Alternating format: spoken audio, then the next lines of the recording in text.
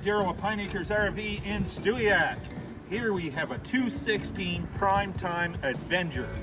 It's a touring edition, and it is something to see. Just come on and have a look at this slide. Power awning there, lights in the awning, all windows. Amazing. If you have a campsite with a view in that, would just be tremendous. It's called a 32RED. To the left, and you have two opposing slides, so it's going to give you so much room in here. Standalone dinette, two lazy boys, big screen TV. You've got a couch here that will make a bed.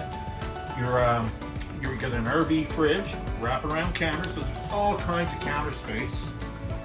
Then up here towards the front, you have your bathroom, stand-up shower, and of course, toilet and sink. Lots of room. And there's got a walk-through. Bedroom in the front here is a queen bed. You can walk around. This unit will have a PDI and a new inspection on it, so it's going to go through that process. It'll come with propane, new battery on it, etc.